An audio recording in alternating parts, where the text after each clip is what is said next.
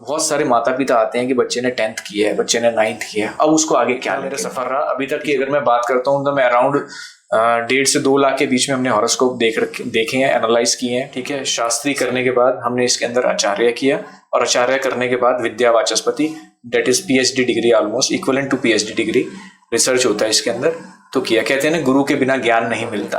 तो प्लैनेट्स का इंडिविजुअल के ऊपर क्या असर रहता है और रेमेडीज का प्लैनेट्स के ऊपर क्या असर रहता है, ये बताइए थोड़ा। बहुत अच्छा सवाल पूछा है आपने, और मैं वेट कर रहा था कि कुछ ऐसा सवाल हो ताकि मैं लोगों को, अपने व्यूअर्स को बता सकूं। अगर आप इसको थोड़ा सा और स्ट्रॉन्ग कर लें, इससे संबंधित काम करें या इस पे ध्यान दें, तो आप यहाँ से अच्छा रिजल्ट आसानी से और जल्दी ले सकते हैं। अब स्टोन का काम क्या होता है कि प्लैनेट की वेवलेंथ को इंक्रीज करना। कई बार जो लोग इस चीज में नहीं बिलीव करते, ज्यादातर उनकी तरफ से इसको एक मिथ मान लिया जाता है। मैं यहाँ ये कहना चाहूंगा कि आप जिसके पास भी जाएं, उसका ज्ञान परखना बड़ा जरूरी है, कि उसको भी ज्ञान होना चाहिए। वो चीजें जिनके बारे में कभी भी हमने साइंस या फैक्चुअली नहीं सोचा, पूछने लगा हूं, अगर उससे भी साइंस रिलेटेड है तो बात करता हूँ। एक और मिथ बहुत वो है कि अगर मांगलिक की शादी मांगलिक से ना हुई तो वो मर जाएगा। सुना होगा आपने भी। बिल्कुल सर। ठीक है, मैं आज कहना चाहूंगा ऐसा कुछ नहीं होता। कोई एक भी बंदा ऐसे नहीं मरे होते हैं, जिसकी स्टडी हर आदमी नहीं करता है या कर नहीं पाता है, या कई बार छूट जाती है देखना, तो 60% कुंडलियों में तो वैसे ही वो मांगलिक दोष जो है वो कैंसिल हो रहा होता है। हमें बहुत ज्यादा डराते हैं, साउथ तो ऐसा, साउथ तो ऐसा, बट मेरी सबसे फेवरेट दिशा जो है वो साउथ ही है, क्योंकि साउथ जो देती है वो कोई भी नहीं देता। ठीक है, अगर उसका द्वार ईस्ट ऑफ साउथ ईस्ट के अंदर होगा तो वहां पे ये प्रॉब्लम आएगी ही आएगी। कोई रेमेडी यहाँ पे काम नहीं करती, कोई जितना मर्जी कह ले, यहाँ कोई रेमेडी काम नहीं करती, इसको तो हटाना ही पड़ता है। वहां से आपको बीमारियां आनी है, ये आनी है, वो आनी है, तो मैंने सीखा है, मेरा एक्सपीरियंस है। मैं 10,000 से ज्यादा बिल्डिंग्स का वास्तु कर चुका हूँ। जो आप बता रहे हैं रिलेशन खराब होने का, इसका सबसे पहला रीजन हम खुद हैं। हमने अपना लाइफस्टाइल भी वैसा बना लिया है, और बहुत अच्छा आपने आइडिया दिया है, और हमें करना भी चाहिए, क्योंकि हमारा जो मेन मोटिव है ना इस शो का, वो मिथ तोड़ना है। This episode is brought to you by Tesla, leaders in test preparation and career counseling. Contact us for more information.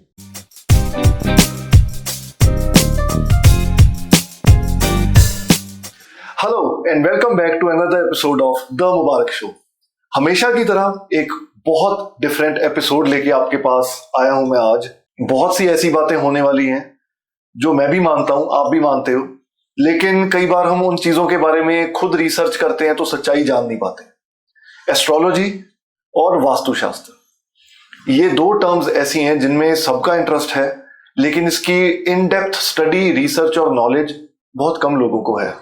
वही एक रिनाउंड एस्ट्रोलॉजर बनते हैं, वास्तु एक्सपर्ट बनते हैं, और फिर हम उनको कंसल्ट करते हैं तो हमें भी सच्चाइयां पता लगती हैं कि वाकई में कितना असर है इन चीजों का।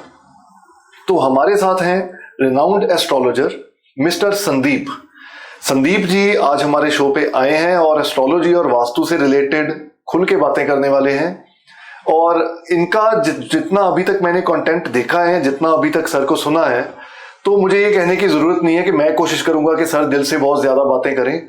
सर जो बातें करते हैं वो दिल से बहुत सीधी सच्ची बातें, स्पष्ट बातें करते हैं, घुमा फिरा के डराने वाली बातें नहीं करते एस्ट्रोलॉजी या वास्तु को यूज करके। पहले सर का वेलकम करते हैं और फिर एस्ट्रोलॉजी और वास्तु से रिलेटेड बहुत सारी बातें करते हैं। सर मुबारक हो for being on the Mubarak show. Thank you, thanks a lot.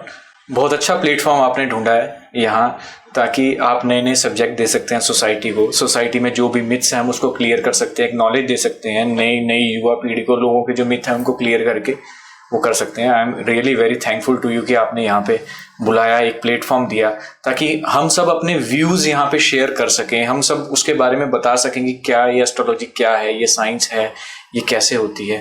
तो I am really very thankful to you for this. Thank you so much for the appreciation sir, and thank you for your time I must say. Sir शुरुआत पहले आपकी अभी तक की journey से करते हैं और फिर एस्ट्रोलॉजी और वास्तु के थोड़े डेप्थ में जाएंगे, आपसे पूछ पाएंगे जितना आधे पौने घंटे के हमारे एपिसोड के टाइम में मैक्सिमम पूछ सकते हैं। हाँ। तो सर अब आप जनरली हम स्कूल्स कॉलेजेस में पढ़ते हैं तो वहाँ पे एस्ट्रोलॉजी का सब्जेक्ट नहीं है। शुरुआत से, बिल्कुल शुरू से हमें वो इंटरेस्ट हमारे मन में नहीं आता एस्ट्रोलॉजी का। विद टाइम हमारा इंटरेस्ट बनता है, एंड बहुत कम लोग हैं आपकी तरह जो एस्ट्रोलॉजी का सब्जेक्ट पकड़ते हैं और फिर इन डेप्थ रिसर्च करते हैं, स्टडी करते हैं। तो सर थोड़ा आज ये भी बताओ, पहले शुरुआत हम यहीं से करते हैं, एस्ट्रोलॉजी का इंटरेस्ट कहाँ से आया, शुरुआत कहाँ से हुई, अभी तक का आपका जो एस्ट्रोलॉजी एज एन एस्ट्रोलॉजर जो आपका सफर है, एज अ वास्तु एक्सपर्ट जो आपका सफर है, वो कैसा रहा, कहाँ तक पहुंच गया और आगे का क्या विजन? देखिए, मेरे को बचपन से ही ऑकल्ट साइंस में काफ़ी ज़्यादा इंटरेस्ट था। बचपन से ही था कि कुछ ना कुछ ऐसी चीज़ देखनी है, ढूंढनी है, जो एक रिसर्च हो जिसमें हमें कुछ नया ढूंढ पाएँ, कुछ पहले से ही जान पाएँ कि क्या हो रहा है। और कुछ एक फ्रेंड्स थे जो ऑलरेडी ये चीज़ें पढ़ते थे, देखते थे, उनकी फैमिली के अंदर थे, तो वहाँ से भी एक इंटरेस्ट डेवलप हुआ। ग्रेजुएशन करने के बाद फिर मैंने इसको और जानना और समझना चाहा, कुछ एक पढ़ा इंटरनेट के माध्यम से, यहाँ से वहाँ से, लेकिन उससे जो है वो ज्ञान पूरा नहीं मिलता। कहीं ना कहीं मन में शंकाएं रहती थी, डाउट्स रहते थे कि ऐसा क्यों है, ये चीज़ का कहीं किनारा या कोई साइंटिफिक एविडेंस नहीं मिल पा रहा है। तो उसके लिए फिर पता किया और पता किया, तो कोर्सेज आते हैं, डिग्रीज आती हैं, ठीक है। तो सबसे पहले मैंने इसके लिए शास्त्री किया, ठीक है, that is you can say that graduation in astrology, ठीक है। शास्त्री करने के बाद हमने इसके अंदर आचार्य किया, और आचार्य करने के बाद Vidya Vachaspati, that is PhD degree, almost equivalent to PhD degree, research होता है इसके अंदर, तो किया। कहते हैं ना, गुरु के बिना ज्ञान नहीं मिलता, तो गुरु बनाना पड़ता है, इंस्टीट्यूट में जाना पड़ता है, सीखना पड़ता है। और इतना कुछ सीखने के बाद, इतने साल देने के बाद भी ये सब्जेक्ट इतना बड़ा है, इतना वास्ट है, मुझे ऐसा लगता है अभी भी मैं 10-20% से ज़्यादा नहीं जानता हूँ, और इसके ऊपर और रिसर्च होनी चाहिए, मुझे और पढ़ना चाहिए। मैं रोज सीखता हूँ, मैं रोज बहुत सारे हॉरोस्कोप्स देखता हूँ, वास्तु के बहुत सारे एनालिसिस करता हूँ, लोगों की साइट पे विजिट करता हूँ, तो मैं बहुत सारी चीज़ देखता हूँ और रोज सीखता हूँ, क्योंकि ये सब्जेक्ट ही इतना बड़ा है। तो ये डिफरेंट एक सब्जेक्ट है ओकल्ट साइंस, लेकिन ये जानने की चीज़ है, ठीक है। लगभग ईसा पूर्व से अगर हम बात करें तो 3000 वर्ष से और लगभग 8500 वर्ष के बीच जहाँ तक हमारी रिसर्च हुई है, तब तक वो हमारा समय आता है वेदों वाला, कि जब हम कहते हैं कि वेदों की रचना हुई, लगभग 24,000 वर्ष पूर्व तक भी जाता है। और लगभग हर वेद के अंदर हमारा जो है ज्योतिष के से रिलेटेड आपको वर्णन मिलेगा ही मिलेगा। कई ऋषि हुए हैं जिन्होंने इसके ऊपर काम किया है, जिन्होंने इसकी रचना की है। ऋषि पराशर हुए हैं, ऋषि भृगु हुए हैं, उन्होंने इसकी रचना की है, और बिल्कुल सटीक बैठता है ये। पहले समय के अंदर ये साइंस बहुत ज़्यादा जो है मानी जाती थी, बहुत ज़्यादा इसका अध्ययन किया जाता था, बहुत ज़्यादा इसको लिया जाता था। बीच के कुछ समय में जो है हमारा कुछ फेट डावाडोल हुआ, लोगों ने पढ़ना कम किया, लोगों का ज्ञान कम हुआ, ठीक है। लेकिन अब फिर से जो है ये चीज़ काफ़ी ज़्यादा जो है जो प्रकाश में आ रही है, जो हम देख पा रहे हैं कि इसका जो इंटरेस्ट है, लोगों के अंदर रुझान काफ़ी बढ़ गया है, क्योंकि लोग जान गए हैं इसकी रियलिटी के बारे में कि ये एक विज्ञान है, ये ऐसा कुछ भी नहीं है कि मैं कुछ अपनी तरफ से बोल रहा हूँ, ठीक है, या कुछ भी मैं अपने आइडियाज, अपने इंट्यूशन से बोल रहा हूँ। ये एक साइंस है, इसके अंदर हम कुछ भी अपनी तरफ से नहीं बोलते। यहाँ इस साइंस के अंदर हम 9 ग्रह, 12 राशियां और 27 नक्षत्र के माध्यम से हम आपके जीवन पर उनका क्या प्रभाव पड़ता है, हम उसका अध्ययन करते हैं, ठीक है। नक्षत्र वैसे 28 हैं, एक और नक्षत्र अभिजीत नक्षत्र भी है जिसको हम कंसिडर करते हैं। तो उसके माध्यम से हम देखते हैं कि आपके लाइफ पे इनका क्या असर पड़ रहा है, कि आप किस नक्षत्र में पैदा हुए, उस नक्षत्र की कैरेक्टरिस्टिक्स क्या है, उस नक्षत्र के हिसाब से आपके प्लैनेट्स कैसे हैं, ठीक है। आप जीवन में आगे क्या करेंगे, ठीक है, क्या चीज़ आपके लिए अच्छी है, क्या चीज़ बहुत बुरी है। आजकल देखो बहुत एक अच्छा सब्जेक्ट चलता है, मेरे पास बहुत सारे माता पिता आते हैं कि बच्चे ने 10th किया है, बच्चे ने 9th किया है, अब उसको आगे क्या लेके, ठीक है, वो क्लियर नहीं कर पा रहा। तो यहाँ एक एस्ट्रोलॉजर आपको हेल्प करेगा। आप नया बिजनेस शुरू करना चाहते हैं, ठीक है, लेकिन आप डबल माइंडेड हैं, मैं ये करूं या ये करूं, यहाँ आपको एस्ट्रोलॉजर हेल्प करेगा कि आपके लिए ये चीज़ अच्छी है, ये चीज़ आप इजीली कर पाएंगे, इस चीज़ को आप करेंगे तो आपको रिजल्ट बहुत अच्छा मिलेगा, ठीक है, और ये चीज़ आपके लिए अच्छी नहीं है, यहाँ आप करेंगे तो आपको मेहनत ज़्यादा करनी पड़ेगी, स्ट्रगल ज़्यादा करनी पड़ेगी, तो ये चीज़ आप ना करें। तो ये पूरा का पूरा साइंटिफिक होता है, इसमें ऐसा कुछ नहीं है कि मैं कुछ अपनी तरफ से ऐड कर रहा हूँ, ठीक है। बहुत सारे कई बार सज्जन आते हैं, वो ऐसा बोलते हैं कि कई बार जो है प्रेडिक्शंस गलत निकल जाते हैं कुछ एक एस्ट्रोलॉजर्स की। तो मैं वहाँ पे ये कहूँगा कि इसका मतलब ये नहीं है कि ये साइंस नहीं है, एस्ट्रोलॉजर में भी थोड़ी बहुत कमी हो सकती है, उसके ज्ञान में भी कमी हो सकती है। तो इसको जितना पढ़ा जाए उतना कम है, ये जानने की चीज़ है, समझने की चीज़ है, ठीक है, विश्वास की चीज़ है। तो बहुत अच्छी साइंस है। तो लगभग इतना मेरा सफ़र रहा अभी तक की। अगर मैं बात करता हूँ तो मैं अराउंड 1.5 से 2 लाख के बीच में हमने हॉरोस्कोप देखे हैं, एनालाइज किए हैं। सेलिब्रिटीज़ भी हैं, पॉलिटिशियंस भी हैं उसमें बहुत सारे, ठीक है, बिजनेस टाइकून्स भी हैं उसमें बहुत सारे, और सटीक हमने उसकी जो है भविष्यवाणी की है। वास्तु की भी बात करें तो बहुत अच्छे अच्छे अभी भी प्रोजेक्ट्स चल रहे हैं और बहुत अच्छे अच्छे प्रोजेक्ट्स किए हैं। वास्तु भी बिल्कुल ऑथेंटिक साइंस है, पंच महाभूत तत्वों का जो विज्ञान है वो पूरा पूरा जो है बेस्ड है वास्तु पे, ठीक है। और स्थापत्य वेद जो हमारा वेद है उसके अंदर पूरा का पूरा वास्तु का वर्णन मिलता है। अगर आप मोहनजोदड़ो हड़प्पा की जो खुदाई के अंदर जो अवशेष मिले हैं, जो नगर निकले हैं, वो 100% वास्तु कंपैटिबल थे, ठीक है। और इवन मैं आज अगर अपने इंडिया के अंदर जितने भी हमारे पुराने किले बने हुए हैं वो 100% वास्तु कंपैटिबल बने हुए हैं, चाहे वो लाल किला हो, चाहे वो सिटी पैलेस हो, चाहे वो आमेर फोर्ट हो। तो मतलब ये चाहे वो ज्योतिष है, चाहे वो वास्तु है, ये एक्यूरेट साइंसेज हैं, ठीक है। और हमें इसकी नॉलेज होनी चाहिए, हमें इसके सीखना चाहिए, हमें इसे समझना चाहिए, जानने की चीज। अमेजिंग सर, आपने शो की शुरुआत में ही इतनी इम्प्रेसिव और इतनी नॉलेज से भरी हुई बातें शेयर कर दी हैं। मेरे ख्याल से अभी जो भी हमारे साथ व्यूअर्स जुड़ चुके हैं वो नेक्स्ट आधा घंटा तो ये शो छोड़ के जा नहीं सकते। तो सर अगला क्वेश्चन बहुत ही इंपॉर्टेंट, अभी आपने जो एस्ट्रोलॉजी से रिलेटेड सारी अपनी बातें शेयर की। सर एस्ट्रोलॉजी को कहा जाता है स्टडी ऑफ प्लैनेट्स, तो जहाँ पे स्टडी आ जाती है वहाँ पे मिथ्स कम हो जाती हैं और थोड़ा फैक्ट बेस्ड काम हमें लगता है कि ज़्यादा है। तो सर ये एस्ट्रोलॉजी जो स्टडी ऑफ प्लैनेट्स है, पहले तो ये बताओ कि वो प्लैनेट्स का इंडिविजुअल के ऊपर क्या इफेक्ट रहता है, और क्योंकि उस इफेक्ट को जान के समझ के हमारी इंप्रूवमेंट के लिए, लाइफ की इंप्रूवमेंट के लिए, करियर गोल्स, हर तरह से आप उपाय या रेमेडीज भी बताते हैं। तो प्लैनेट्स का इंडिविजुअल के ऊपर क्या असर रहता है और रेमेडीज का प्लैनेट्स के ऊपर क्या असर रहता है, ये बताइए। बहुत अच्छा सवाल पूछा है आपने, और मैं वेट कर रहा था कि कुछ ऐसा सवाल हो ताकि मैं लोगों को, अपने व्यूअर्स को बता सकूं। देखिए प्लैनेट्स का जो है बहुत ज्यादा इफेक्ट रहता है हमारी लाइफ के ऊपर। मैं आपको एग्जांपल से समझाता हूँ। अभी जैसे हम इस समय बैठे हैं, अगर आप बाहर जाएंगे, धूप निकली हुई है, 45 डिग्री बाहर टेम्परेचर है, ठीक है। और बाहर जाते हैं हम क्या करेंगे कि धूप लग रही है, गर्मी लग रही है, सनबर्न हो रहा है, स्किन के ऊपर तेज लग रहा है। वो क्यों लग रहा है? क्योंकि सूर्य का प्रभाव है, ठीक है। और यही अगर मैं शाम को निकलूंगा 7 बजे, 8 बजे, 9 बजे, तो मुझे ठंडक महसूस होगी, ठीक है, मुझे शांति महसूस होगी। क्यों? क्योंकि चंद्र का प्रभाव है। वो चंद्र के जो है जितनी भी वेव्स हैं हमारी बॉडी पे पड़ रही हैं, जितनी भी वेवलेंथ हमारे को मिलती है, उस वजह से चंद्र का प्रभाव होता है। तो यानी सूर्य और चंद्र का प्रभाव है। अब इसका प्रभाव हम क्यों जान पा रहे हैं? क्योंकि ये दोनों ग्रह हमें नजर आ रहे हैं, हम इनको देख सकते हैं, हम इनको महसूस कर पा रहे हैं। बट और भी हमारे 5 ग्रह और भी हैं जो हमें नजर नहीं आते, ठीक है। हम उनको नजर ना आने के कारण हम उनको उतना महसूस नहीं कर पाते, तो हमें लगता है पता नहीं उनका प्रभाव है या नहीं है। बट डेफिनेटली हर प्लैनेट का प्रभाव होता है। आपको मैं एक बताता हूं, एक डिजीज होती है जिसको बोलते हैं ल्यूनेटिक। ल्यूनेटिक वर्ड कहां से आया? ल्यूनेटिक का मतलब होता है चंद्रमारा, यानी मंद बुद्धि, ठीक है। ल्यूनेटिक वर्ड लिया है ल्यूना से। ल्यूना को हम बोलते हैं चंद्र, और ज्योतिष में भी हम चंद्र को कहते हैं मन और मस्तिष्क का स्वामी, ठीक है। यानी कि मन और मस्तिष्क के ऊपर होल्ड किसका है? चंद्र का। चंद्रमारा यानी जिसका चंद्र खराब है वो ल्यूनेटिक होगा, यानी वो मंदबुद्धि होगा, ठीक है। यानी चंद्र का प्रभाव है।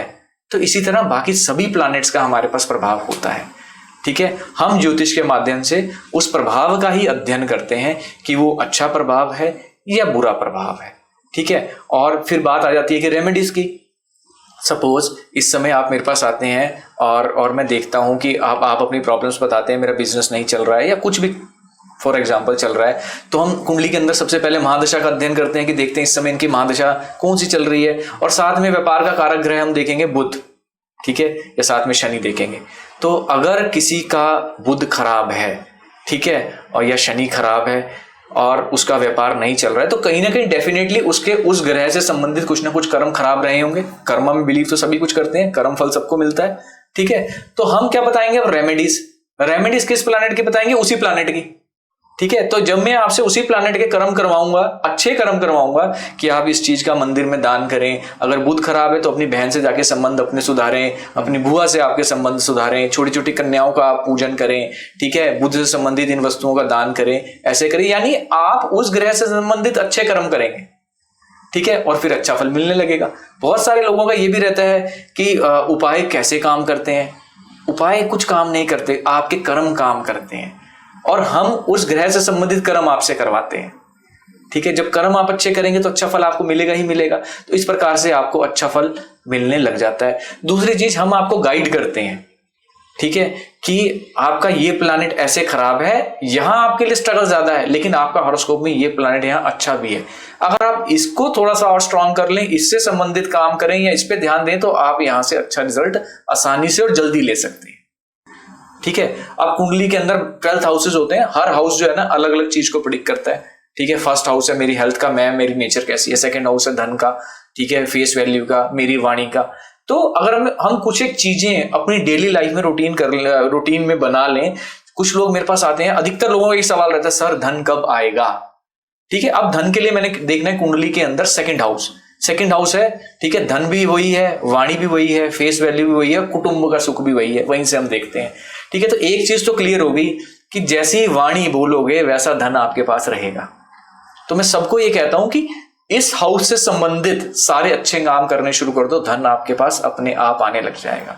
आप मीठा बोलना शुरू करें, कुटुंब में सबका सम्मान करना शुरू करें, मार्केट में अपनी फेस वैल्यू बनाएं, सबको रिस्पेक्ट देना शुरू करें, आदमी कमाना शुरू करें, धन तो अपने आप आ जाता है। ठीक है, तो ऐसे ही हर हाउस की अपनी एक जो होते हैं एट्रीब्यूट होता है, अपना एक फल होता है।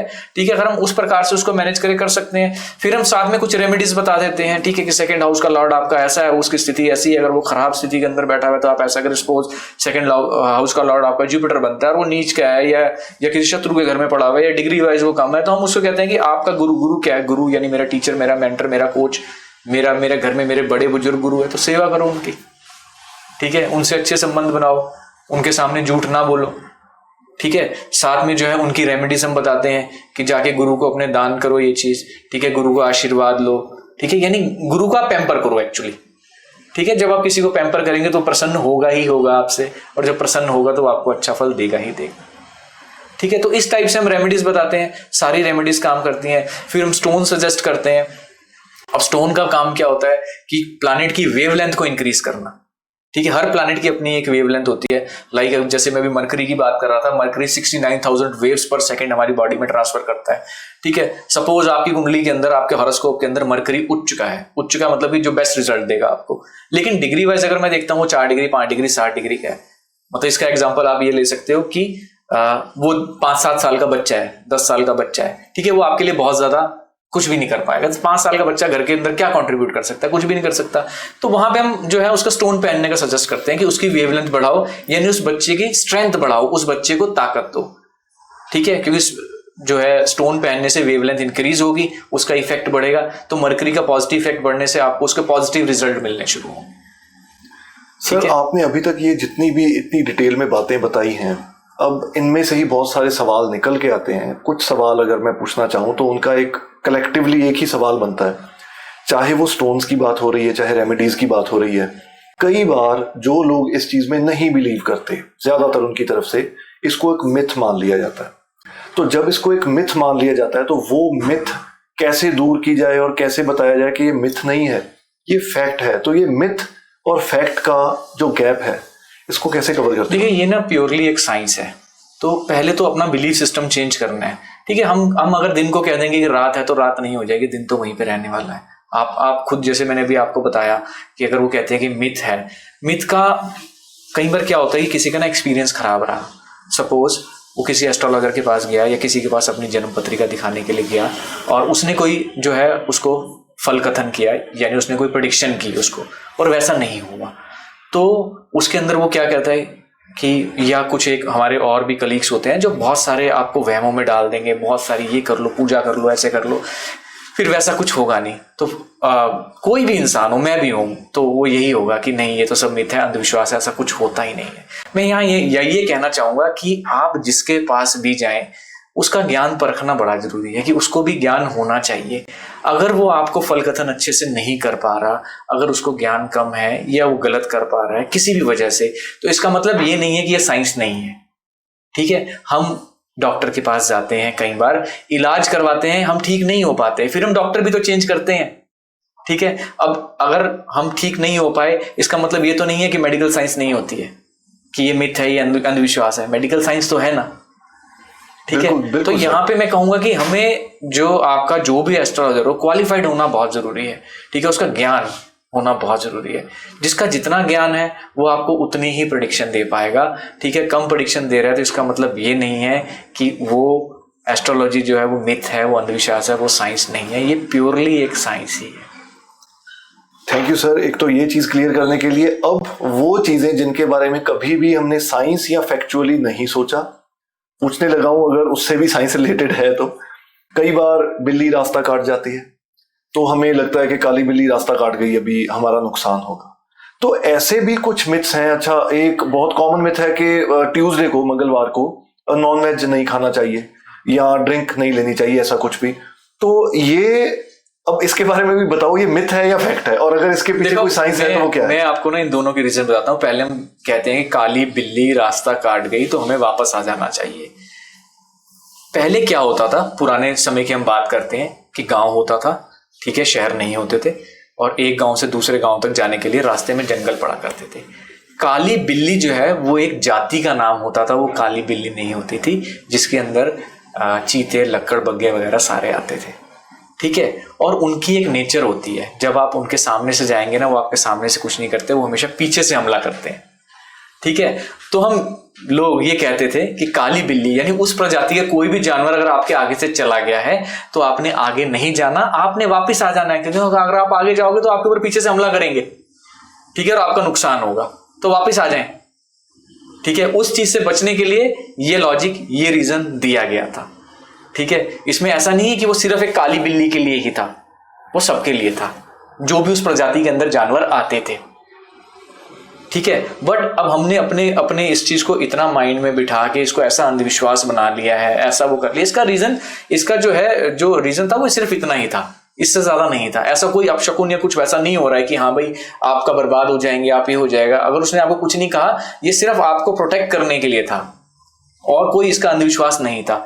दूसरी बात करते हैं, जो आपने बोला, मेरे पास बहुत सारे क्वेश्चन आते हैं जब मैं किसी को कहता हूं कि आपने मंगलवार को नॉनवेज नहीं खाना, ठीक है। मैं आपको ना इसको मेडिकली भी बताता हूं, आप किसी डॉक्टर से भी बात करना, वो भी कहेगा बिल्कुल ठीक होगा। मंगलवार का नाम मंगलवार कैसे पड़ा? क्योंकि उस दिन जो पहली होरा होती है वो मंगल की होती है, यानी उस दिन पृथ्वी के ऊपर मंगल की जो वेवलेंथ है उसका प्रभाव काफी ज्यादा है, ठीक है। और उस दिन अगर आप किसी भी नॉर्मल आदमी का पीएच लेवल, एक पेट में एक एसिड होता है उसको बोलते हैं हाइड्रोक्लोरिक एसिड, अगर आप उसका पीएच लेवल देखना चाहेंगे तो हर एक आदमी का जो है आपको डिस्टर्ब मिलेगा। उस दिन बॉडी ज्यादा एसिडिक होती है, ठीक है। और जब भी आप नॉनवेज खाएंगे, नॉनवेज क्या करेगा, बॉडी के अंदर एसिड और ज्यादा बनाएगा, और ऑलरेडी मेरी बॉडी एसिडिक है, ठीक है। तो अगर इस कंडीशन में मैंने नॉनवेज खा लिया तो एसिड फॉर्मेशन और ज्यादा हो जाएगी, जो कि हमारी गट और इंटेस्टाइन के लिए बहुत बुरा प्रभाव डालेगी। आजकल आपको कैंसर के केसेस बहुत ज्यादा देखने को मिलते हैं, स्टमक कैंसर के केसेस बहुत ज्यादा देखने को मिल रहे हैं, बहुत ज्यादा परेशानियां। पेट को तो हर दूसरा आदमी पकड़ के बैठा हुआ है, ठीक है। फैटी लिवर हर तीसरे आदमी का हो रहा है, ठीक है। इन सब चीजों से बचने के लिए ये दिया गया था, और ये मेडिकल भी प्रूव करता है। मतलब इसमें ऐसा कुछ नहीं है कि हमने वैसे ही कागज पे लिख दिया कि मंगलवार को हनुमान जी का वार है तो हनुमान जी के वार के कारण हमने नहीं खाना है। नहीं, उसके साइंटिफिक एविडेंस भी हैं, विज्ञान भी उसको मानता है कि नहीं, इस दिन ऐसा होता है, आपकी बॉडी एसिडिक है, आपको बॉडी को एल्कलाइन करना होता है, ठीक है। तो इसलिए हमें उस दिन उस प्रकार के खाने से परहेज रखना चाहिए। Amazing sir. अब वही बात के मतलब जो चीजें याद आती जा रही हैं मिथ्स से रिलेटेड या एस्ट्रोलॉजी से रिलेटेड, मैं तो पूछता जा रहा हूँ, और सच्ची बताऊं तो एक्सपेक्टेड नहीं था कि इसके पीछे भी कोई ऐसे स्टडी में साइंटिफिकली भी रीजन होगा। तो आज तक तो मिथ की तरह ही इस चीज को देखते आए हैं। हाँ। तो मिथ से हटके भी एक और मिथ के बारे में मैं आपसे बात करता हूँ। एक और मिथ बहुत वो है कि अगर मांगलिक की शादी मांगलिक से ना हुई तो वो मर जाएगा। सुना होगा आपने भी। बिल्कुल सर। ठीक है, मैं आज कहना चाहूंगा ऐसा कुछ नहीं होता, कोई एक भी बंदा ऐसे नहीं मरा है, ठीक है। अब उसका रीजन मैं आपको बताता हूं कि हम इसको ऐसा क्यों कहते थे। मांगलिक जो भी बंदा होगा, यानी कि मंगल एक सेपरेटिव टेंडेंसी का प्लैनेट है, और जब भी वो 1, 4, 7, 8 या 12 में बैठेगा उसका संबंध 7th हाउस से बनेगा, यानी 7th हाउस के लिए, स्त्री के लिए उसके एग्रेसिव भाव होंगे। 7वां भाव में मंगल, यानी वो 7वें भाव के लिए एग्रेसिव कर देगा। उसकी जो है ना फिजिकल रिलेशंस की डिजायर जो है बहुत ज्यादा होगी, ठीक है। तो हम पुराने समय में कहते थे कि अगर उसकी डिजायर ज्यादा होगी और लड़की की डिजायर कम होगी तो है बेबी होने के चांसेस बहुत ज्यादा हो जाएंगे, और ज्यादा बेबी से उसकी हेल्थ खराब होगी, जिसके कारण उसकी मृत्यु भी हो सकती है, ठीक है। तो ये रीजन हम चलाया करते थे, क्योंकि आप अगर एक सेपरेटिव टेंडेंसी का एक एग्रेसिव प्लैनेट किसी भाव को देख रहा है तो हम जो है, जो आपका स्पाउस होगा उसका भाव भी वैसा ही लेंगे, ताकि वो दोनों की नेचर मिल जाए, ठीक है। तो ये इस प्रकार से हम मांगलिक को दोष या जो भी हम कहा करते थे कि मांगलिक की शादी मांगलिक से करवाएं, ताकि दोनों के भाव एक जैसे रहें। तो अभी आपने मांगलिक टर्म यूज की और उससे रिलेटेड क्या मिथ्स हैं या क्या रियलिटी उसके बारे में बताया। तो पहले तो मांगलिक से रिलेटेड ही हम थोड़ी अगर डिस्कशन कर लें, तो एस्ट्रोलॉजी से जब कोई भी मांगलिक या उससे रिलेटेड आपसे एस्ट्रोलॉजी के लिए कंसल्ट करने के लिए आते हैं, तो तो अगेन ये मिथ जो आपने बताई है, एक आम बंदे को इस मिथ के बारे में बताना, या फिर एक जो ऑलरेडी मांगलिक है और वो कोई अपनी खुद की मिथ लेके आता है, तो दोनों में बड़ा फर्क है, क्योंकि वो तो समझ रहा है कि ये चीज मेरे पे हावी है, तो उस चीज को आप कैसे हैंडल करते हैं, कैसे कंसल्ट करते हैं? देखो, इसके लिए ज्ञान की जरूरत होती है और ज्ञान के आगे हर आदमी झुकता है। ठीक है, मैं आपको एक चीज बताता हूँ कि जितनी भी मांगलिक कुंडलियां होती हैं, मैं आपके पॉडकास्ट पे आपके उसमें मतलब अपफ्रंट बोल रहा हूँ, 60% कुंडलियों में वो मांगलिक दोष कैंसिल हो रहा होता है, 60% कुंडलियों में, लेकिन उनको पता ही नहीं होता है। अब जब हम थोड़ी सी नॉलेज लेके आते हैं ना, पढ़ के आते हैं, हमें ये तो पता लग जाता है कि 1, 4, 7, 8, 12 में मंगल होगा तो मांगलिक होगा, लेकिन ऋषि पराशर ने उसके लिए कैंसलेशन के भी बहुत सारे नियम दिए हुए हैं जो कि उन हॉरोस्कोप में एप्लीकेबल हो रहे होते हैं, जिसकी स्टडी हर आदमी नहीं करता है या कर नहीं पाता है या कई बार छूट जाती है देखना। तो 60% कुंडलियों में तो वैसे ही वो मांगलिक दोष जो है वो कैंसिल हो रहा होता है। ठीक है, तो जब हम उनको डिटेल में समझाएंगे, उनको साइंटिफिकली या उनको अपने क्लाइंट्स को सारे रीजन देंगे, तो डेफिनेटली हर आदमी समझता है। ठीक है, लेकिन उसके लिए ज्ञान होना बड़ा जरूरी है। ठीक है, जैसे हम मांगलिक की अभी आप बात कर रहे हैं कि सभी को ये पता है कि 1, 4, 7, 8, 12 में मंगल हो तो मांगलिक होता है, लेकिन 60% हॉरोस्कोप के अंदर ये योग कैंसिल हो रहा होता है। ठीक है, जिसके बारे में ज्ञान नहीं होता। अब ऐसे में क्या करते हैं, वो मांगलिक लड़की ढूंढेंगे। अगर कोई लड़का है ऐसा, वो मांगलिक लड़की ढूंढेगा, भाई आपका तो मांगलिक दोष कैंसिल हो गया है। अगर आप मांगलिक लड़की ढूंढोगे तो उसके अपने पति के प्रति जो भाव होंगे वो एग्रेसिव होंगे। ठीक है, तो वहां इंटीमेसी में प्रॉब्लम आएगी, हर चीज में प्रॉब्लम आएगी। तो हॉरोस्कोप का एनालिसिस करना अच्छे से बहुत ज्यादा जरूरी है। यहाँ लोगों को समझना होगा। बहुत सारे लोग जो है, हमने किसी को बोला, मैं लास्ट वीक की आपको बात बताता हूँ, किसी के, जैसे मैं भी आपसे डिस्कस कर रहा था, एक किसी का हॉरोस्कोप देखा, वहां 7th हाउस में उच्च का मंगल पड़ा हुआ था। अब यहाँ पे एक राजयोग बन गया, इसको हम बोलते हैं रोचक योग। राजयोग बनने से योगकारी ग्रह बन गए, यानी ये बहुत अच्छा रिजल्ट देगा हमेशा इस कुंडली के अंदर। ठीक है, मांगलिक दोष कैंसिल हो जाता है इस स्थिति के अंदर, ऋषि पराशर होरा शास्त्र के अनुसार। ठीक है, लेकिन अभी भी कुछ एस्ट्रोलॉजर नहीं जी ऐसा मांगलिक है और उसके लिए आप मांगलिक लड़की ढूंढे या मांगलिक लड़का ढूंढे और वो मैच करा देते हैं और सारा का सारा वो प्रॉब्लम क्रिएट कर देते हैं। तो इसको एनालिसिस करना बहुत जरूरी है। यहाँ बहुत सारे नियम ऐसे लागू होते हैं जिसके ऊपर मांगलिक दोष कैंसिल हो रहा होता है, हमें पता ही नहीं होता। एक और योग बहुत ज्यादा ना डराते हैं, जिससे कहते हैं नाड़ी दोष है आपकी कुंडली के अंदर। 90% कुंडली में नाड़ी दोष कैंसिल हो रहा होता है, 90% में। ठीक है, लेकिन वो आपको डरा देंगे कि आप दोनों की नाड़ी सेम है, आपका विवाह हो नहीं सकता, आप जो है संतान नहीं होगी, ऐसा हो जाएगा, वैसा हो जाएगा, आप पूजा करा लें, वैसा करा लें। अगर आपकी कुंडली में नाड़ी दोष है और वो कैंसिल नहीं हो रहा है तो कोई भी पूजा करा लें, उसको कोई इफेक्ट नहीं आता, ये दोष ठीक नहीं होता। ठीक है, तो इसके लिए, लेकिन 90% में तो कैंसिल हो रहा होता है, हम वैसे ही परेशान होते हैं। ठीक है, इसके लिए कंप्लीट एनालिसिस की जरूरत है कि आप जिस भी एस्ट्रोलॉजर के पास जा रहे हैं, ठीक है, उसकी नॉलेज कितनी है, उसको ज्ञान कितना है, उसे कितना आता है। ठीक है, अगर उसको ज्ञान कम है तो इसका मतलब ये नहीं है कि एस्ट्रोलॉजी साइंस नहीं है, ये साइंस ही है। डेफिनेटली सर, अभी एस्ट्रोलॉजी से वास्तु की तरफ जाने से पहले एक लास्ट क्वेश्चन, हो सकता है ये सीक्रेट हो सकता है ये सच्चाई हो, इसकी अब आप बताइए, सच्चाई है या सीक्रेट है या मिथ है? एस्ट्रोलॉजी से रिलेटेड एक लाल किताब टर्म यूज करके मुझे किसी ने कहा था, और बस वो जब कहा तब खत्म हो गया, क्योंकि मुझे इस फील्ड की नॉलेज नहीं है। तो मैं ज्यादा, मेरा एक नेचर है कि जिस चीज की नॉलेज नहीं है, या तो मैं उसकी बहुत रिसर्च करता हूँ कि इसके बारे में जानूं, या फिर मैं उसे पीछे छोड़ के आगे बढ़ जाता हूँ कि भाई इस चीज के बारे में मैं क्यों नॉलेज लूं जिसके बारे में मुझे कुछ जानना है ही नहीं है, मेरे काम से रिलेटेड ही नहीं। तो बिल्कुल उससे मैं आगे बढ़ गया, मुझे नहीं उसके बारे में कुछ भी नॉलेज हुई है, जानकारी हुई। क्या एस्ट्रोलॉजी से रिलेटेड कुछ लाल किताब टर्म होती है, और अगर है तो ये किताब क्या है? हाँ, देखिए, होती है, लाल किताब होती है, और पंडित रूपलाल जोशी जी ने 1932 के अंदर इसको लिखा था, लगभग 6 संस्करण इसके थे। और ये एक डिफरेंट कैलकुलेशन का तरीका है ज्योतिष का।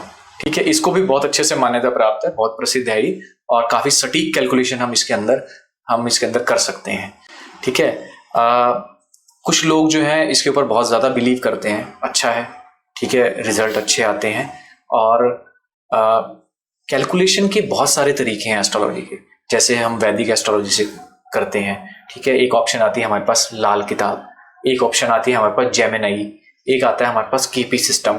ठीक है, हमारा जो तरीका रहता है, जो मेरा पर्सनल ओपिनियन रहता है कि कई बार मैं किसी का हॉरोस्कोप एनालिसिस कर रहा हूँ, ठीक है, वो कुछ और कह रहे हैं, उनका हॉरोस्कोप कुछ और कह रहा है, मतलब उनकी बातें और मेरा हॉरोस्कोप में मैच नहीं कर पा रहा, तब मैं सेकंड ओपिनियन एक लाल किताब से भी जरूर लेता हूँ कि यहाँ इस हॉरोस्कोप से फल कथन क्या आ रहा है, यहाँ प्रेडिक्शन क्या निकल रही है, ठीक है। तो वहां से भी हम उसको एनालिसिस करते हैं, ठीक है। फिर भी अगर हमें कहीं फंस रहे होते हैं तो हम केपी सिस्टम से भी उसको एनालिसिस करते हैं, ठीक है। डीपली एनालिसिस के लिए हमें सब चीजों का ज्ञान होना बहुत जरूरी है, ठीक है। बहुत सटीक मूल्यांकन हम इसका कर सकते हैं, फल कथन कर सकते हैं अगर हमें इन सब चीजों का कंप्लीटली ज्ञान होता है, ठीक है। लेकिन ज्ञान होना बड़ा जरूरी है, आधा अधूरा ज्ञान वो बहुत खतरनाक होता है, ठीक है। आजकल बहुत सारे लोग मेरे पास भी आते हैं, कुछ कोई इधर से सीख लेता है या कोई 2 किताब पढ़ लेता है और वो हमें कई बार भी समझाने लगते नहीं जी ऐसा नहीं जी वैसा, ठीक है। मैं उनको यही कहता हूं कि आपको इंटरेस्ट है बहुत अच्छी बात है, लेकिन या तो कंप्लीट पूरा पढ़ें या छोड़ दें, ठीक है। कहते हैं ना नीम हकीम खतरा है जान, तो वैसा ना बने। नहीं, बिल्कुल बिल्कुल बिल्कुल सर। और अब जैसा मैंने पहले कहा कि एस्ट्रोलॉजी से अब थोड़ा वास्तु की तरफ भी बढ़ते हैं, कोशिश करेंगे टाइम कंस्ट्रेंट में के हिसाब से ज़्यादा बातें हम कर पाएं। एक तो ये फील्ड ऐसी है कि अगर मैं ऑनलाइन क्वेश्चंस ढूंढ के पूछ के ले आता तो वो देखने सुनने वालों को भी पता लग जाना था कि स्क्रिप्टेड क्वेश्चंस हैं। तो मैं स्क्रिप्टेड क्वेश्चंस अपने शो में रखता नहीं हूं और इस फील्ड के रिलेटेड तो मैं बिल्कुल ही नहीं लाना चाहता, होने भी नहीं चाहिए। Yes sir. तो अगर ऐसे होंगे तो आप अपने मन की शंकाओं का समाधान नहीं कर पाएंगे, एग्जैक्टली, डाउट वहीं का वहीं रह जाएगा। अब मैं ये क्वेश्चन या ये जो क्वेश्चन पूछने वाला हूँ इसका मैं स्क्रिप्टेड क्वेश्चन या क्वेश्चन साइंटिफिकली भी नहीं पूछूंगा, टोटली आंसर आपके ऊपर ही छोड़ूंगा। तो वास्तु के बारे में भी सुनी सुनाई बातें अक्सर, क्योंकि सबका इंटरेस्ट रहता है जैसे मैंने पहले कहा एस्ट्रोलॉजी और वास्तु में, तो सुनी सुनाई बातें तो हमें बहुत सुनने को मिलती हैं, लेकिन मुझे वास्तु की इन डेप्थ नॉलेज नहीं है। वास्तु से रिलेटेड क्या मिथ्स हो सकते हैं, क्या सच्चाइयां हैं, क्या स्टडीज, क्या रिसर्च हो सकती है, मुझे नॉलेज नहीं है।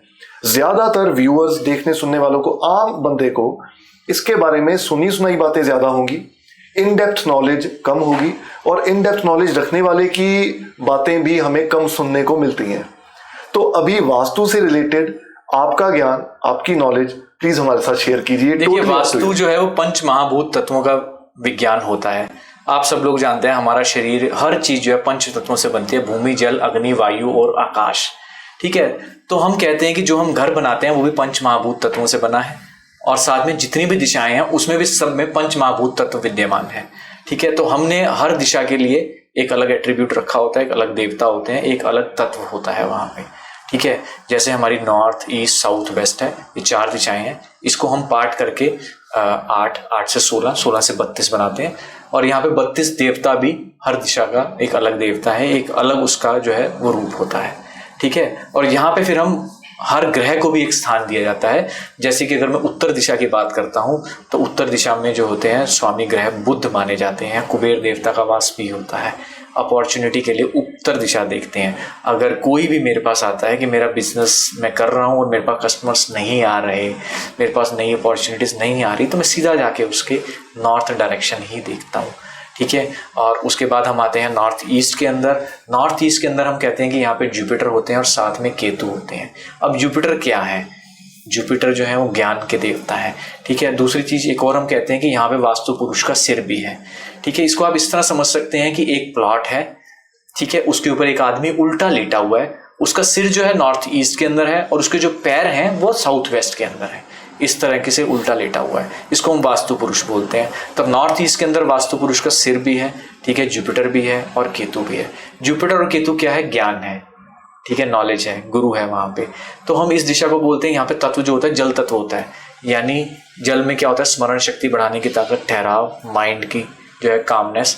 तो इस दिशा को हम कहते हैं कि शांति के लिए, मेडिटेशन के लिए, मंदिर के लिए बहुत बढ़िया रहती है, ठीक है। और उसके बाद हमारे पास आता है ईस्ट। ईस्ट में है सूर्य नारायण जी यहाँ पे, ठीक है। तो सूर्य का क्या काम होता है? तेज प्रभाव बढ़ाना, कनेक्टिविटी बढ़ाना आपकी, ठीक है। तो हम वहाँ उसको देखते हैं। फिर उसके बाद हम आते हैं साउथ ईस्ट में। साउथ ईस्ट हमारा फायर का जोन होता है, इसको हम अग्नि का जोन बोलते हैं। यहाँ पे फायर है और यहाँ पे शुक्र जो होते हैं ग्रह होते हैं। तो और इसको हम कैश लिक्विडिटी के लिए भी बोलते हैं, क्योंकि शुक्र का ही काम है आपको कैश अवेलेबल करवाना, ठीक है। अगर कोई भी हमारे पास आके कहता है कि मेरा जो है कैश लिक्विडिटी की प्रॉब्लम है, काम अच्छा चल रहा है पर कैश हाथ में नहीं ठहरता, तो हम सीधा जाके साउथ ईस्ट देखते हैं, ठीक है। दूसरा फायर का जोन भी है, ठीक है। तो हम यहाँ पे भी देखते हैं कोई वाटर एलिमेंट यहाँ नहीं होना चाहिए, कोई स्पेस एलिमेंट, कोई अर्थ एलिमेंट, कोई एयर एलिमेंट यहाँ नहीं होना चाहिए। तो उस हिसाब से हम सारी की सारी डायरेक्शंस में जो है सेटल करते हैं। फिर हम आते हैं साउथ के ऊपर। सबसे ज़्यादा डराया जाता है इस दिशा के, मंगल इस दिशा का स्वामी होता है। हमें बहुत ज्यादा डराते हैं, साउथ तो ऐसा, साउथ तो ऐसा, बट मेरी सबसे फेवरेट दिशा जो है वो साउथ ही है, क्योंकि साउथ जो देती है वो कोई भी नहीं देता। ठीक है, आपको मैं एक एग्जांपल बताता हूँ। दिल्ली में जो सबसे कॉस्टली एरिया है वो कौन सा है? साउथ दिल्ली। ठीक है, इंडिया में अगर मैं देखूं तो स्टेट्स में या जोन में सबसे रिचेस्ट जोन कौन सा है? साउथ। ठीक है, मुंबई के अभी जो साउथ का जो एरिया है वो सबसे रिच एरिया है। साउथ के अंदर अगर आपका वास्तु अच्छा हुआ है, अगर आपका जो है ठीक प्रकार से वास्तु हुआ है, तो साउथ के अंदर कोई भी आपको रहने वाला गरीब तो नहीं मिलेगा। ठीक है, अच्छा बिजनेसमैन मिलेगा जिसका अच्छा नाम होगा, नेम एंड फेम वही डायरेक्शन देती है। ठीक है, उसके बाद आता है साउथ वेस्ट, यहाँ पे होता है राहु। ठीक है, ये दिशा जो होती है ना, इस दिशा को बड़ा संभाल के रखना होता है, क्योंकि यहाँ पे अर्थ एलिमेंट होता है, ये स्टेबिलिटी के लिए दिशा होती है। कोई आदमी कहता है ना मेरा आज काम चल रहा है, कल खराब हो गया, परसों भी चल गया, तो यानी कहीं ना कहीं उसका साउथ वेस्ट खराब है, स्टेबिलिटी है। ठीक है, मैं आपको एक और एग्जांपल देता हूँ। मैं कुछ समय पहले किसी जगह का वास्तु कर रहा था, तो एक साथ में भी घर बन रहा था। ठीक है, वहां जो है साउथ वेस्ट के अंदर टॉयलेट बना हुआ था, इसको हम पितृदोष बोलते हैं।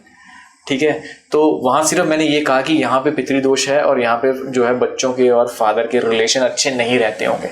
बाई चांस ऐसा था जिसका घर था वो साथ ही खड़ा हुआ था वहां पे, और वो जो है उसने मतलब कि सीधा बोला कि यहाँ पे ऐसा क्या दिखा आपको? हमें कि नहीं, कुछ वास्तु की प्रॉब्लम्स है। हम ऐसे नहीं बताते किसी को, क्योंकि पूरा एनालिसिस के बिना नहीं बताना चाहिए। तो मतलब लिटरली उसने मुझे ये कहा कि आज सुबह ही मैं अपने फादर के साथ बहुत अच्छे से झगड़ा करके आया। ठीक है, मैंने उसे बोला, मैं कहा यार आप ये टॉयलेट ठीक करा दो। ठीक है, 1 महीने से लेकर लगभग 2 महीने के बीच में आपके सारी चीजें ठीक हो जाएंगी। ठीक है, इसी तरह हम आते हैं वेस्ट को हम कहते हैं गेन, प्रॉफिट की दिशा। यहाँ पे सैटर्न होता है, शनि। ठीक है, ये अगर डिस्टर्ब होगी तो आपको प्रॉफिट और गेन्स में प्रॉब्लम आएगी ही आएगी। नॉर्थ वेस्ट के अंदर मून होता है। ठीक है, ये अगर डिस्टर्ब होगी आपको डिप्रेशन की प्रॉब्लम आएगी। डिप्रेशन की प्रॉब्लम नॉर्थ ईस्ट भी दे सकता है। ठीक है, तो हमें इन सारे के सारे एलिमेंट्स को, इन सारे के सारे जो डायरेक्शंस को सेटल करना होता है वास्तु के अंदर, कि हर एलिमेंट जो है, ठीक है, एक और हम जो सबसे ज्यादा जरूरी होता है तो ब्रह्म स्थान, केंद्र बिंदु, जहां से सारी की सारी जो है ना वेव्स जो है ना पूरे प्लॉट्स में, पूरे आपकी प्लॉट में फैलती हैं। ये सारे के सारे एलिमेंट जो डायरेक्शन जो है वो आपको वहां से मिलेंगी। तो ये सारी की सारी सेटल होना बहुत जरूरी है। वास्तु से बहुत ज्यादा प्रॉब्लम्स मैंने होती भी देखी हैं। आप देखिएगा, कई बार मैं देखता हूँ कि किसी के घर के अंदर जैसे हम जाते हैं और घर के अंदर 3 बच्चे हैं और किसी का भी विवाह नहीं हो रहा। ठीक है, अब मैं ये तो नहीं कहूंगा कि तीनों मुझे अपनी कुंडलियां दिखाओ, तीनों की कुंडलियां खराब होगी। हाँ, चांसेस उसके भी हैं कि तीनों की कुंडलियां खराब हो, लेकिन ज्यादा चांसेस ये रहते हैं कि उस घर का द्वार देखना। ठीक है, अगर उसका द्वार ईस्ट ऑफ साउथ ईस्ट के अंदर होगा तो वहां पे ये प्रॉब्लम आएगी ही आएगी, शादियों में प्रॉब्लम आनी ही आनी है। ठीक है, तो यानी कि अगर प्रॉब्लम बड़ी आ रही है और सबके साथ आ रही है, सेम प्रॉब्लम आ रही है, तो हम उसको वास्तु के उस एंगल से देखते हैं कि हाँ क्या प्रॉब्लम है। ठीक है, अब नॉर्थ ईस्ट में मैंने बोला आपको जुपिटर होता है, साथ में होता है केतु, और जुपिटर और केतु और साथ में हो गया वाटर एलिमेंट। मेरी बॉडी जो है वो 70% वाटर से बनी है। ठीक है, अगर मैं यहाँ पे डिस्टर्ब कर दूंगा, अगर मैं यहाँ पे टॉयलेट, किचन या कुछ भी ऐसी चीज बना दूंगा जो उसका एंटी एलिमेंट है। किचन क्या होता है? फायर एलिमेंट, जबकि वहां तो वाटर एलिमेंट होता है। तो यानी मेरा वाटर एलिमेंट डिस्टर्ब हो जाएगा, यानी मेरी बॉडी के अंदर जो वाटर एलिमेंट है वो डिस्टर्ब हो गया। ठीक है, अब बॉडी के अंदर वाटर एलिमेंट या कोई भी एलिमेंट जब भी डिस्टर्ब होगा आप बीमार होंगे, आपकी हेल्थ अच्छी नहीं रहेगी। और जुपिटर और केतु मिलकर जो सबसे बड़ी बीमारी देंगे वो देंगे कैंसर। ठीक है, या कोई भी लाइलाज बीमारी, किडनी फेलियर, ठीक है, वो वहां से आता है। ठीक है, मैंने अपने एक्सपीरियंस से बहुत सारे घरों में देखा है कि कैंसर की बीमारी अगर किसी घर में निकली है तो वहां पे नॉर्थ ईस्ट मुझे डिस्टर्ब ही मिला है। ठीक है, रीजन चाहे उसके कैंसर के जो भी रहे हो, लेकिन वास्तु के हिसाब से नॉर्थ ईस्ट डिस्टर्ब ही मिला है, कभी भी ठीक नहीं मिला। ठीक है, तो वास्तु बहुत बड़ा रोल प्ले करता है। सर, यहाँ पे मैं एक चीज आपसे और पूछना चाहता हूँ। वास्तु की जितनी डिटेल्स आपने बताई हैं, जैसे आपने घर की दिशा और घर के सारी चीजों के बारे में बताया, चाहे वो टॉयलेट है, चाहे दरवाजे के बारे में आपने बात की, एंट्री के बारे में, सर तब तक उसका आर्किटेक्ट के हिसाब से या उसको उसकी मैपिंग करने के हिसाब से, नक्शे के हिसाब से कुछ चीजें बताना एक अलग पहलू है। बट अब जब घर बन गया उसके बाद अगर वास्तु में ऐसी प्रॉब्लम्स आ रही हैं तो वो उन चीजों को ही हटाना पड़ता है या अलग रेमेडीज भी कोई बताते हैं? देखो, कुछ एक चीजें होती हैं जो हमें बिल्कुल हटानी ही पड़ती हैं। ठीक है, लेकिन 80% जो है हम रेमेडीज से कवर कर लेते हैं। अब जैसे मैंने अभी आपको बताया नॉर्थ ईस्ट के अंदर किचन, मतलब फायर एलिमेंट के अंदर अगर आपने किचन दे दिया तो मुझे हटाना ही पड़ेगा। ठीक है, लेकिन अगर नॉर्थ ईस्ट के अंदर कपल बेडरूम है, ठीक है, तो हम उसके अंदर क्या करते हैं, आप बेडरूम चेंज कर लो, मुझे तोड़ना तो नहीं पड़ेगा एटलीस्ट। ठीक है, अब कपल क्या होते हैं? कपल फायर है। ठीक है, अब जब 2 बंदों में फायर प्रोड्यूस होगी, फायर जो जनरेट होगी, तभी तो बेबी पैदा होगा। ठीक है, नॉर्थ ईस्ट के अंदर जब भी वो जाके सोएंगे तो उनके वो फायर नहीं होगी, उनके बीच में फिजिकल इंटीमेसी नहीं रहेगी, जिसकी वजह से उनके रिलेशन खराब होंगे और बेबी भी नहीं होगा। ठीक है, तो रेमेडीज होती हैं। जहाँ रेमेडीज नहीं होती हैं तो हम वो क्लियर कह देते हैं कि इस चीज को यहाँ हटाना ही बेहतर है। अगर नॉर्थ ईस्ट के अंदर आपका किचन बना हुआ है तो आप उसको हटा दें, उसकी कोई रेमेडी नहीं है। अगर साउथ वेस्ट के अंदर आपने टॉयलेट बना रखा है, हमने बड़ी सारी रेमेडीज करवा के देखी लेकिन उसका रिजल्ट नहीं आता तो हम कहते हैं हटा दो। ब्रह्म स्थान में अगर आपने कुछ बना रखा है तो 100% हटा दो, कोई रेमेडी नहीं काम करेगी आपकी, कभी भी नहीं करेगी। ठीक है, तो बहुत सारी ऐसी होती हैं कि हम रेमेडीज जो होती हैं 80% हम कवर कर लेते हैं रेमेडीज से, लेकिन अगर कोई खराब कंस्ट्रक्शन है जो आपको बहुत ज्यादा नुकसान दे रही है, अब अगर सपोज करें जैसे मैंने अभी डोर की बात की गई, ईएसई में ईस्ट ऑफ साउथ ईस्ट के अंदर आपने डोर बना दिया तो वो आपको डोर प्रॉब्लम देगा ही देगा। ठीक है, वहां मैं रेमेडी करवा सकता हूँ आपके। ठीक है, रेड कलर की पेंट कर दो, रेड कलर का टेप लगा दो, मैं फायर एलिमेंट वहां पे बढ़ा दूंगा। ठीक है, वहां पे उसका इफेक्ट आ जाएगा आपको। ठीक है, लेकिन अगर मैं ये गेट नॉर्थ ईस्ट के अंदर होता तो आप हमेशा कर्जे में रहते, वहां पे कोई रेमेडी नहीं काम करती, तो मुझे हटाना पड़ता उसको वहां से। तो 80% केसेस में हम रेमेडीज करवा देते हैं, वो ठीक हो जाती हैं। ठीक है, लेकिन 20% केसेस में जब हमें लग रहा होता है कि ये बहुत ज्यादा आपको नुकसान पहुंचा रहा है तो हमें वो कंस्ट्रक्शन ही रिमूव करनी पड़ती है। जी सर। और सर एक और बात, अगेन सुनी सुनाई बातें, जो मेरे कुछ रिलेटिव या दोस्त हैं जो इन चीज़ों में बिलीव करते हैं तो वो कई बार ऐसी बातें बताते हैं। मैंने कभी नहीं जाना समझा, तो मौका मिला है मैं आपको छोड़ूंगा नहीं, ज़्यादा से ज़्यादा क्वेश्चंस पूछूंगा। आपने वास्तु पुरुष की एक तरह से बात की हेड और टोज के हिसाब से, तो उसी हिसाब से एक बार जिक्र किया गया कि सेंटर ऑफ द वास्तु पुरुष इज नेवल, और हमारी जो नेवल है सेंटर ऑफ द हाउस में हमें ज्यादा कुछ हैवी नहीं या स्टेयर्स नहीं बनानी, कुछ ऐसी चीजें उन्होंने बताई कि घर के सेंटर में अगर हम सीढ़ियां बनाते हैं या सेंटर हैवी रखते हैं तो उसका भी कुछ वास्तु से रिलेशन होता है, कुछ ऐसी बात थी। पता नहीं मुझे वो पूरी तरह से समझ आई भी है नहीं, बट अगर इसका भी कुछ रिलेशन है तो प्लीज बताइए। हाँ बिल्कुल है। देखिए, ब्रह्म स्थान वो एक केंद्र बिंदु होता है उस प्लॉट का, जहां से उस प्लॉट को सारी एनर्जीज मिलनी है। ठीक है, जब मैंने वो केंद्र बिंदु ही ब्लॉक कर दिया तो एनर्जीज मिलेंगी नहीं, तो वो सारा का सारा खराब हो गया। ठीक है, मैं आपको एग्जांपल देता हूं। आपने महाभारत देखी होगी। महाभारत के अंदर दुर्योधन एक तालाब के अंदर गिरा था, जिसको द्रौपदी ने बोला था अंधे का पुत्र अंधा। ब्रह्म स्थान में था वो तालाब बना हुआ। अब वो ब्रह्म स्थान इतना डिस्टर्ब हो गया, पूरे कुल का नाश हो गया, पूरा कुल खत्म हो गया था। ठीक है, कोई नहीं बचा था। कितने लोग बचे थे? थोड़े से। ठीक है, दूसरा एग्जांपल आपको देता हूं। जलियांवाला बाग हत्याकांड आपने सुना था। ब्रह्म स्थान में कुआं था, कितने लोग वहां पे मर गए थे, उसी कुएं के अंदर कूद कूद के मर गए थे। उस समय के नक्शे के हिसाब से वहां पर कुआं था। अब तो काफी सारे चेंजेस हो गए हैं, स्ट्रक्चरल चेंजेस हो गए हैं, अब शायद वो ब्रह्म स्थान में नहीं रहा और बंद भी कर दिया गया है। ठीक है, लेकिन जो उस समय का जो वो था, वहां ब्रह्म स्थान में कुआं था। तो ब्रह्म स्थान तो बड़ा ही इंपॉर्टेंट रहता है। यहाँ पे कोई पिलर नहीं मैं दे सकता, कुछ भी नहीं दे सकता। इसको जितना खाली, जितना साफ सुथरा रखूंगा उतना मेरे लिए बेनिफिशियल है। ठीक है, नहीं तो टॉयलेट बना दो। घर में किसी एक आदमी को पेट में कैंसर हो सकता है, पेट की प्रॉब्लम है, हर एक को रहेगी। आपने कोई पिलर खड़ा कर दिया, हर आदमी पेट पकड़ के बैठा हुआ है, क्योंकि नाभि है वो। अब बेबी जब पैदा होता है तो नाभि से ही तो जुड़ा होता है वो, सारी एनर्जीज उसको नाभि से ही तो मिलती हैं। जब माँ और बेबी का कनेक्शन होता है नाभि से ही होता है, वहीं से हम कॉर्ड काटते हैं। ठीक है, तो यहां भी ऐसा ही है। अगर मैंने उसकी नाभि ही खराब कर दी तो सब कुछ खराब हो गया, फिर वो बेबी कैसे सर्वाइव करेगा? और सर अगेन वही बात, और अगर अब घर बन चुका है और देखो, ब्रह्म स्थान की कोई भी रेमेडी नहीं, कोई रेमेडी यहाँ पे काम नहीं करती। कोई जितना मर्जी कह ले, यहाँ कोई रेमेडी काम नहीं करती। इसको तो हटाना ही पड़ता है। ठीक है, मेरी एक नेचर रहती है, मैं किसी को गलत कहने में बिलीव नहीं करता, चाहे कोई बिलीव करे या ना करे, या कोई मेरी बात माने या ना माने, लेकिन मुझे कहना सच ही है। कुछ एक जो है हमारे जो हमारे प्रोफेशनल कंपटीटर्स हैं या जो हमारे फ्रेंड्स हैं जो एस्ट्रोलॉजर हैं, वो करवा देते हैं ये रेमेडी, ऐसा रेमेडी, वैसा रेमेडी। बट जो मेरा पर्सनल एक्सपीरियंस है, मैं ये जो आपको एक्सपीरियंस बता रहा हूँ, ये बहुत सारे लोगों पे यूज करने के बाद बता रहा हूँ। ऐसा नहीं है कि मैंने इसको यूज नहीं किया। मैंने भी बहुत जगह ये रेमेडीज करवा के देखी है ब्रह्म स्थान की, लेकिन मुझे एक भी जगह रिजल्ट नहीं मिला। ठीक है, तो उस एक्सपीरियंस के बेस पे आपको कह रहा हूँ, वहां कोई रेमेडी काम नहीं करती, वहां कुछ भी नहीं होने वाला। और जब रिजल्ट नहीं आता या काम नहीं करता उस टाइम पे फिर लोग कहते हैं अंधविश्वास है। एग्जैक्टली, वो अंधविश्वास है, हम गए गलत आदमी के पास। तो इसलिए आपके कहने का मतलब है कि आउट ऑफ एक्सपीरियंस जो चीजें अब सीखी हैं एटलीस्ट उनको रिपीट ना किया जाए। क्योंकि देखो, मैंने पहले शुरुआत में आपको बोला है लर्निंग प्रोसेस है, मैं तो रोज सीखता हूँ। ठीक है, अगर मैं कहता हूँ कि आपका नॉर्थ ईस्ट डिस्टर्ब है, वहां से आपको बीमारियां आनी है, ये आनी है, वो आनी है, तो मैंने सीखा है, मेरा एक्सपीरियंस है। मैं 10,000 से ज्यादा बिल्डिंग्स का वास्तु कर चुका हूँ, उनको करेक्ट कर चुका हूँ। ठीक है, वहां पे मैं जाके हम बात करते हैं। ठीक ठीक है, हम वहाँ पे डाटा लेते हैं उनसे, ठीक है। मैं किसी भी जगह पे जाके ना, कोई मुझे जैसे बुलाता है, कोई ऑलरेडी कंस्ट्रक्टेड है, तो मैं कभी भी जाके ये नहीं कहता ये गलत है वो गलत है, तोड़ दो इसको, ऐसा कर दो।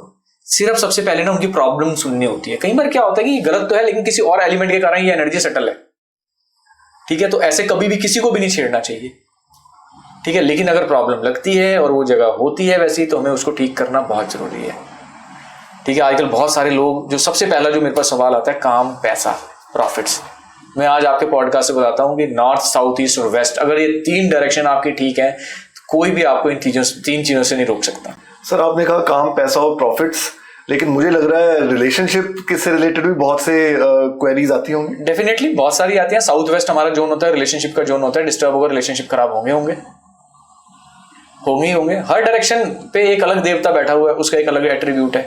सर आप इसको एस्ट्रोलॉजी और वास्तु से रिलेटेड बहुत साइंटिफिकली सोचते हैं, बट अगर जनरली आम बंदे के हिसाब से बात की जाए तो हम लोग ये सोचते हैं कि क्योंकि लाइफ में सोफिस्टिकेसीज इतनी आ गई हैं, तो कोई भी रिलेशन हो, वो हम हस्बैंड वाइफ या घर के रिलेशंस की बात नहीं कर रहे, रिलेशनशिप्स को बनाना, मेंटेन करना आज की डेट में थोड़ा मुश्किल इसलिए हो गया है क्योंकि एक तो सोशल मीडिया पे सोशल वर्चुअल रिलेशंस बनने लगे हैं, और दूसरा सोफिस्टिकेसीज इतनी बढ़ गई हैं कि सोशल लाइफ हमारी खुद की हम नहीं मेंटेन कर पा रहे हैं। बट आज आप इसका, हर सिक्के के 2 पहलू होते हैं, तो आप उसका साइंटिफिक पहलू अकॉर्डिंग टू एस्ट्रोलॉजी और वास्तु भी बता रहे हैं। वो मुझे लगता है वो बहुत इंपॉर्टेंट है जानना। उसमें अगर और कुछ ऐड ऑन करना चाहें तो it would be of great help to the viewers. Definitely जो आप बता रहे हैं रिलेशन खराब होने का, इसका सबसे पहला रीजन हम खुद हैं। हमने अपना लाइफस्टाइल भी वैसा बना लिया है। आज की डेट में 90% लोग क्या करते हैं, सुबह उठते सबसे पहला काम क्या करते हैं, मोबाइल खोल के व्हाट्सएप चेक करते हैं, फेसबुक देखते हैं, इंस्टाग्राम देखते हैं। वो समय किस चीज का दिया था हमारे शास्त्रों ने? ध्यान करने का, पूजा करने का, मेडिटेशन करने का, यानी जुपिटर को अट्रैक्ट करने का। मैंने किसको अट्रैक्ट किया? राहु को। टॉयलेट जा रहे हैं, मोबाइल साथ में लेके जा रहे हैं, टॉयलेट आगे राहु की प्लेस है और मैंने राहु की वो साथ ले गया और उसको इंक्रीज कर लिया, ठीक है। और राहु क्या होता है? एक सांप होता है। सांप का सिर हम कहते हैं राहु है, धड़ जो है वो केतु है। सिर क्या है? माइंड, ठीक है। जब भी आप राहु को एक्टिवेट करेंगे तो माइंड खराब होगा ही होगा। माइंड में स्ट्रेस आएगा, माइंड में एंजाइटी आएगी, माइंड में डिप्रेशन आएगा, और अधिकतर रिलेशन स्ट्रेस, एंजाइटी, डिप्रेशन की वजह से खराब होते हैं, नेगेटिव थॉट्स की वजह से खराब होते हैं। बड़ी कॉमन प्रॉब्लम है आजकल मोबाइल की वजह से। आप देखना रात को बहुत देर रात तक लोग जागते रहते हैं, सुबह लेट उठते हैं, ठीक है, क्योंकि उन्होंने राहु अपना एक्टिवेट किया है, ठीक है। हम डेली जो काम कर रहे हैं हम उससे अपनी हर चीज ठीक कर सकते हैं। हमें समझना है उस चीज को कि ये क्या है, हम क्या कर रहे हैं, किस प्लैनेट की वेवलेंथ को मैं इंक्रीज कर रहा हूँ, किस प्लैनेट की वेवलेंथ को मैं डिक्रीज कर रहा हूँ। Thank you so much for sharing all the knowledge sir, और नॉट जस्ट नॉलेज, इतना एक्सपीरियंस जो आपका अब तक का है, आपने उससे बेस्ड सारी जो चीज़ें हैं, जो अभी तक आपकी लर्निंग्स है और आगे भी आप सीख रहे हैं, आपने सारा कुछ शेयर किया। शो क्लोज करने से पहले एक बार तो मैं आपको भी कहना चाहूँगा, व्यूअर्स को भी कहना चाहूँगा कि आज का जो ये हमारा टॉक शो था, कि सारी बातचीत थी, वो तो टोटली एस्ट्रोलॉजी और वास्तु को समझने के लिए, उससे रिलेटेड जो साइंस है उसको समझने के लिए हमने इन डेप्थ बातें की हैं। क्यों ना 1-2 महीने के बाद एक और एपिसोड किया जाए, जितनी भी क्वेरीज, क्वेश्चंस इस एपिसोड से एस्ट्रोलॉजी या वास्तु से रिलेटेड हों, उनके बारे में सटीक बातें करें। क्योंकि आज की बातें, जैसे मैंने आपको कहा, मेरी नॉलेज नहीं है इस फील्ड की, तो मैं चाहता हूं आपकी जो नॉलेज है आप वो सबके साथ शेयर करें, जिससे लोगों की हेल्प हो। वो आपने की, I am really thankful to you. But एक शो पे एक कमिटमेंट करते हैं कि 1-2 महीने के बाद क्वेरीज को लेके क्वेश्चंस पे ही एक शो करेंगे, ताकि किसी की क्वेश्चंस, क्वेरीज क्लियर हो जाएं, तो वो तो बहुत ज्यादा हेल्प हो जाएगी। डेफिनेटली करेंगे, और बहुत अच्छा आपने आइडिया दिया है और हमें करना भी चाहिए, क्योंकि हमारा जो मेन मोटिव है ना इस शो का, वो मिथ तोड़ना है, ठीक है। लोग बहुत ज्यादा अंधविश्वास में एस्ट्रोलॉजी को लेकर डरे हुए भी हैं। उनको लगता है कि अगर हम इस अंधविश्वास में पड़ गए तो हम कहीं ऐसा ना हो जाए, वैसा ना हो जाए। ऐसा नहीं है, ये जानने की चीज है। और इन सब चीजों को ठीक करने के लिए लगता है कि हमें रेगुलर टच में रहना पड़ेगा, हमें उनकी मिथ और उनकी क्वेरीज लेनी चाहिए और हमें उनको सॉल्यूशन देना चाहिए, ठीक है। और ये बहुत अच्छी सजेशन है आपकी तरफ से, और मैं तो डेफिनेटली चाहूंगा कि व्यूअर्स हमसे कनेक्ट हों, ठीक है, और हम उनकी क्वेरीज सॉल्व करें। Thank you so much sir, क्योंकि आपका प्रोफेशन है, हर प्रोफेशन में प्रॉफिट सबने देखना है, घर सबने चलाना है। उस वजह से कई बार ये भी होता है कि अगर हम इंटरनेट पे हर सवाल का जवाब देने लगेंगे तो हमारे पास कौन आएगा। तो इसलिए मेरा ये आपसे पूछना जरूरी था। But I am really thankful once again कि आपने इमीडिएटली दिल से इस चीज को कमिट कर दिया है कि वो कोई ऐसी बात नहीं है, जो भी क्वेश्चन ऑनलाइन आए हम उसको ऑनलाइन इसी तरह पे 2 महीने 1 महीने के बाद बैठ के क्लियर कर सकते हैं।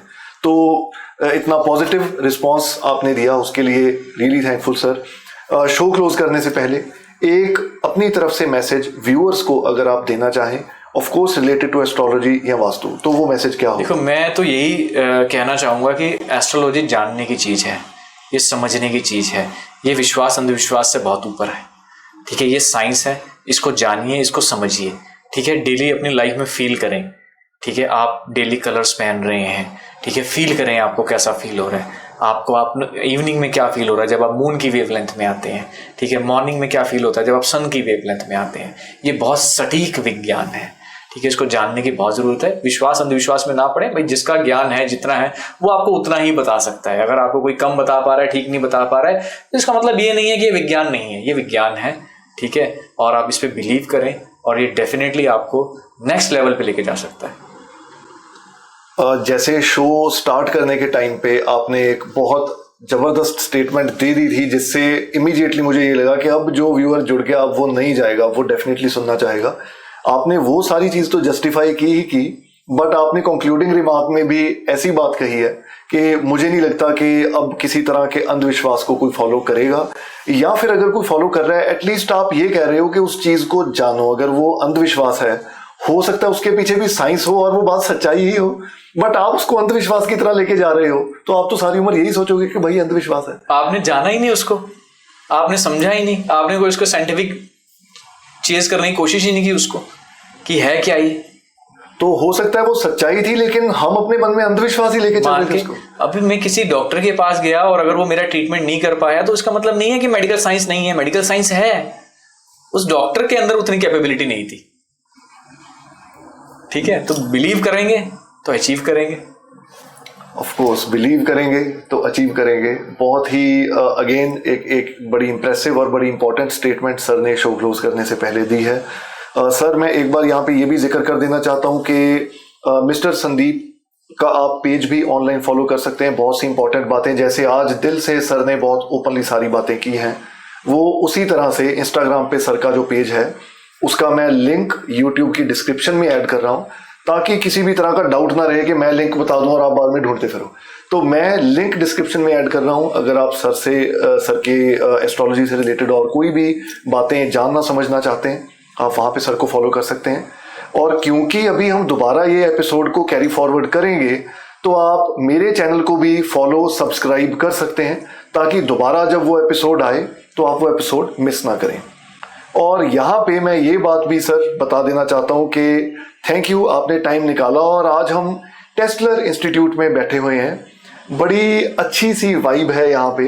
कई बार जगह की वाइब अच्छी, जैसे आपने वास्तु की सभी बातें की, तो कई बार जगह की वाइब अच्छी नहीं होती, तो वहाँ पे आके हमें वो दिल से बातें कर ही नहीं पाते। तो यहाँ पे मुझे ये बात मेंशन करना, अब मैं वास्तु से रिलेट कर पा रहा हूँ सब चीज़ों को, आपने वाइब सब चीज़ों की बात करी, तो बड़ी अच्छी वाइब है यहाँ पे। और थैंक यू सो मच, आप यहाँ पे आए, ट्रेवल किया आपने, और हम यहाँ पे आप सारी टीम के साथ यहाँ पे हैं। I am really thankful to you कि आपने टाइम निकाला, द मुबारक शो पे आने के लिए आपने टाइम निकाला, और ये भी प्रॉमिस किया कि 1-2 महीने के बाद हम दोबारा यहाँ पे जुड़ेंगे। Definitely, thank you very much. बहुत अच्छा शो है आपका, और मुझे लगता है इससे लोगों को बहुत नॉलेज मिलेगी, और इसको और थोड़ा स्पीड बढ़ाएंगे और अच्छे से अच्छा करने की कोशिश करेंगे, ताकि हम एक अवेयरनेस फैला सकें एस्ट्रोलॉजी के बारे में, वास्तु के बारे में, और बाकी भी मैंने देखा है आप बड़े अच्छे अच्छे टॉपिक्स लेते हैं। ठीक है, तो मैं really I want to congratulate you on this. आप बहुत अच्छा काम कर रहे हैं और कंटिन्यू करें। Thank you so much for the appreciation and motivation, sir. This is what boosts our morale to work harder and work better every day. Thank you so much, sir. Once again, सब viewers को thank you so much for joining us. हमारे साथ जुड़ने के लिए बहुत बहुत शुक्रिया। अगले वीक अगले गेस्ट के साथ ऑब्वियसली आप सबके साथ दोबारा मुलाकात होगी, और अगले महीने या 2 महीने के बाद सर के साथ दोबारा मुलाकात होगी इसी शो पे। अगले हफ्ते नेक्स्ट एपिसोड में दोबारा मिलेंगे। आज के लिए thank you so much for joining. Take care. Wondering what to do with your educational goals? So, whether it's career counseling or test preparation, including all tests, SAT, GRE, GMAT, AP, IELTS, PT, and whatnot, we offer all these solutions under one roof at Tesla. And recently we've also introduced a spoken English course and communication skills. Look no further, get in touch and let's get going. For more information, call us at 70870 92005 or visit our office in Sector 41D, Chandigarh.